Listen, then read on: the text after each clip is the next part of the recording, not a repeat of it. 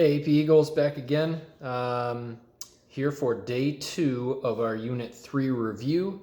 Remember, we're going to be back in our AP exam notebooks that you guys are creating. Just a couple more topics to go through this week. We're only going to focus on Unit 3 this week. I just kind of want to get the ball rolling. And then next week, we're going to jump into Unit 4 and start Unit 5.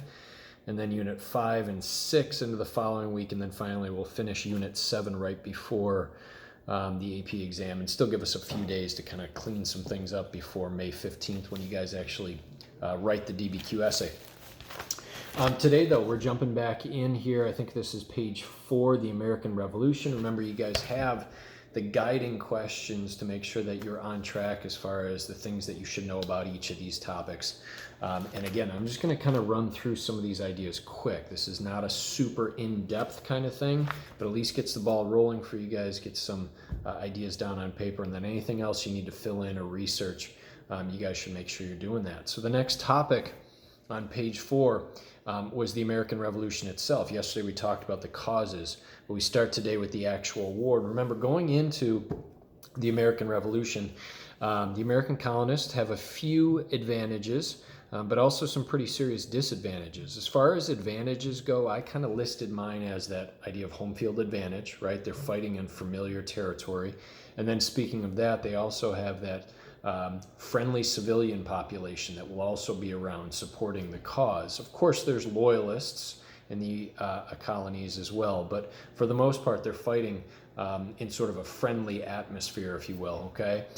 The other thing that they have as an advantage is that they're really fighting for their way of life. You know, fighting for freedom is a very sort of powerful motivator.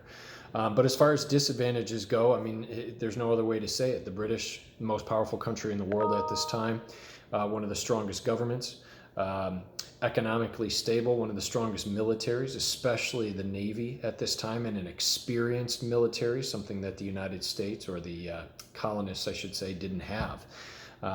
So definitely some serious disadvantages. And remember, that's why at the beginning of the war, when we asked France to ally with us, France said no, because they were like, listen, we don't actually know if you can pull this off.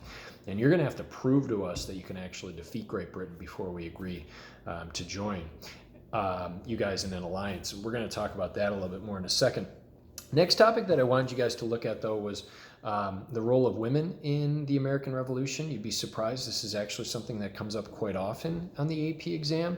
So just a couple things. Remember that women played the role of nurses during the American Revolution, but also spies during the American Revolution as well. And remember, we did look at documents in class, like those letters from Abigail Adams that she wrote to, you know, her husband John Adams, but also wrote to Thomas Jefferson. And Abigail Adams was the one that basically said, hey, we're an important group of people in the American colonies, women, making up, you know, basically half the population. And as this war is being fought, and especially afterwards, if independence is gained, the new American government, that independent American government, will need to keep women in mind because women are obviously a huge portion of the population and a powerful force. Remember, Abigail Adams went even as far as to say, hey, if you don't remember the women, remember, we know the ideas of revolution as well, and we're willing to fight for our rights.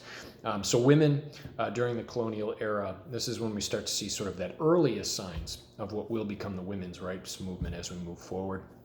Famous battles, make sure you know some of them, right? Lexington and Concord, that famous first battle of the war.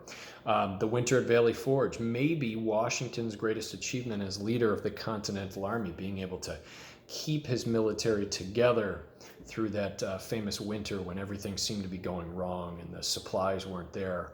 And there was this idea that men would just quit, that they would just leave the military and just sort of head home. And Washington is able to sort of keep those troops together through that terrible situation and continue the fight. Battle of Saratoga, the turning point in the war. Remember, that's a really big one. Remember, we just said France said no to an alliance until we could prove that we might actually be able to win this conflict. And the Battle of Saratoga is the battle that does that, because it's after that that the French will come in and say, okay, you proved to us you can pull this off. Now we are willing to help you defeat the British. And then finally, that Battle of Yorktown, where Cornwallis will surrender officially ending the American Revolution. So, the end, right? Treaty of Paris of 1783 officially recognizes American independence. Some of the details of it, though, it defines the border of what will become this new United States, giving up all these British land gains in the 13 colonies. It also defines any loyalists that remain in this new United States. They need to have their land returned to them, the land that was taken by some of the Patriot military and the Continental Army during the American Revolution. Also in this Treaty of Paris, it did mention too that the British would give up their forts in the American West, right? Basically the Ohio River Valley area. And they said that they would do that. Remember, that's going to become an issue a little bit later on when we get into things like Jay's Treaty and also what will lead to the War of 1812. But the effects, big picture, guys, the American Revolution is successful for the Americans. They gain their independence. But now a series of questions need to be answered. This is a young country. What is the government going to look like? What is the economy going to be based on? Creating a country is a big job. And that's where we sort of get into this first government outlined under the Articles of Confederation. Remember, the Articles of Confederation is defined as our first constitution. Not a very successful one, though. Remember, it won't last even 10 years. But there were a couple positives. Remember the post office, we talked about that. But the biggest positive, the one that seems to be brought up the most, is the creation of that Northwest Ordinance. That Northwest Ordinance of 1787 outlines how territories in what is basically the Ohio River Valley and that northwestern portion up by the Great Lakes, how those territories will ultimately apply for statehood and become states and join the United States of America. And remember, there was a whole bunch of details. You might want to look these up as far as population numbers that were needed. A local government, territorial government could be formed only after you reach a certain number in the population. And then finally, when you reached a higher number of population count, you could apply for statehood and apply to write your own state constitution. Sorry, that's my lasagna is ready. I got to turn off the timer here. I think my wife's going to grab it. The negatives, though, are obviously going to outweigh the positives here with the Articles of Confederation. Remember, the biggest issue, the most glaring issue, too much power to state governments, not enough power to the central government. So what they've created is this weak federal government. And the reason that they did that is because of fear of tyranny, right? They had just gotten done being controlled by a powerful British government, and they had rebelled against it, and it worked. So the idea of falling back under a powerful government was something that they wanted to resist. So they ended up giving too much power to the states, not creating that powerful central government. And the downside of that is that central government doesn't have the power to tax, also doesn't then have the power to create a military. Remember, there's only one branch of government. It's just a Congress. There's not three branches. Remember, there's no sort of separate court systems. It all falls within this one branch. It's just sort of very cloudy. And ultimately, it doesn't work out very well. And Shays' Rebellion was the second topic on this page. And it's really Shays' Rebellion. I mean, everybody knew there were sort of these underlying issues, but Shays' Rebellion is sort of the event that really pushes everyone over the edge with the Articles of Confederation. Says this is a mess. We got to fix this. Shays' Rebellion, a rebellion that takes place in western Massachusetts. Farmers there, poor farmers, resisting against the state taxes that came out of the eastern portion of Massachusetts, the wealthier area. Well, of course they can pay their taxes. They're wealthy, but us poor western farmers, we can't get by. And the tax collectors had started coming and taking the land from those western farmers. Daniel Shays is going to rebel against this, and a group is going to form of veterans from the American Revolution rebelling against the Massachusetts state government. And again, Massachusetts calls on the federal government to send the military to help. And that's when the central government says, we don't have a military. They've never created one because they never had the ability to create one under the Articles of Confederation. So it shows that glaring weakness of the central government. and that things needed to be changed. And finally, guys, that takes us to the Constitution, all right, our last topic for today. Remember, the Constitution is going to come out of the Constitutional Convention of 1789. At the Constitutional Convention, there'll be a variety of ideas, you know, the Virginia Plan and the New Jersey Plan, but ultimately what they end up with is something called the Great Compromise. Great Compromise creates those three branches of government, the one that's going to be outlined most specifically to deal with the issue of representation. That's a big idea at this Constitutional Convention. How are the states going to be represented? And what they decided to have, or what they decided to do, was create a bicameral legislature, a two-house legislature, House of Representatives and the Senate. And to please the small states, they would say the Senate will have equal representation. Every state will get 2 senators, and states like New Jersey were happy about that. And then for the bigger states, to please them, they said that the House of Representatives, the number of representatives your state gets, will be based on your state's population. And the larger states like Virginia and New York are excited about that. And this is what is known as the Great Compromise.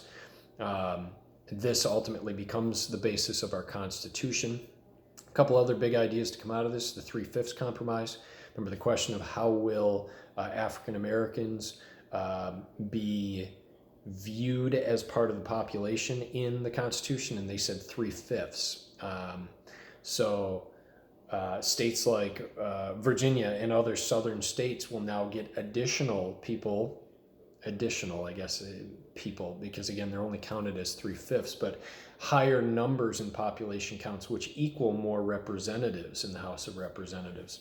And of course, there's a lot of controversy over that. Northern states aren't a big fan of that. Why do they get more or a higher population count for having slaves? Because slaves ultimately aren't citizens and they don't have rights. But 3/5 Compromise is something we should know for the AP exam. The issue of slavery was brought up at the Constitutional Convention. Remember, they decided to basically not touch it because the Southern delegates said, if you try to do anything with slavery or modify it, we're gonna leave. We're out of here. So the North does kind of give in and say, okay, don't leave. We need to finish this Constitution. But remember, the agreement was that they would look at the international slave trade about 20 years down the road. And we'll talk about that when we get into our Thomas Jefferson material here shortly. Of course, in the Constitution, you have separation of powers with the 3 branches of government, ideas like checks and balances to prevent tyranny. And the new Constitution is going to be finalized.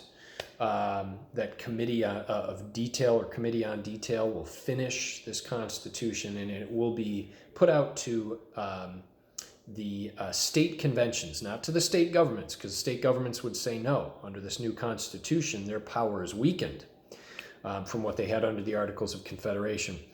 But it will be put out to these state conventions, and they will vote on it. Remember, you have 2 groups emerge: your Federalists and your Anti-Federalists. Federalists supporting this new Constitution, Anti-Federalists against this new Constitution. Federalists, famous ones like Madison and John Jay, will create those Federalist Papers that we talked about, trying to justify this new Constitution and the way this new government is formed and why it's being formed that way. But ultimately, those Anti-Federalists are going to hold out of fear of a powerful central government. So it's not until the Bill of Rights is agreed upon, this concept that once this Constitution is ratified, it will be immediately amended to include a Bill of Rights, because that's what the Anti-Federalists really wanted. They said that without individual rights being specifically outlined in this document, a powerful government will abuse that. So the Federalists say, fine, here's what we'll do. After it is passed, the first thing we'll do is add a Bill of Rights to this. Anti-Federalists agree to that. The Constitution is passed. The Bill of Rights, 10 amendments, is going to be added to the Constitution to appease those Anti-Federalists, and the new government is formed. All right. Tomorrow, we'll jump into Washington's presidency and give you guys some details about that. But again, hopefully this helped to kind of get you guys started on these note pages. What I'm telling you is not everything you should know. There's more that you guys should try to dig into and get those details so that when you guys are writing your DBQ essay, if it is on this topic, of the early republic. You guys should hopefully have this background information to use when you write that DBQ essay. Okay, tomorrow I'll do the last video of the week, day 3, that will finish our material on Unit 3 that you need to know. There's also going to be that practice DBQ that you guys have to write, and that'll be due on Sunday night. Okay, all the best to you guys. Again, if you need anything from me, please make sure that you guys are emailing me or chatting me up if you have any specific questions or concerns that I can help you guys out with. You know that I'm here to help. All right, we will talk to you guys soon.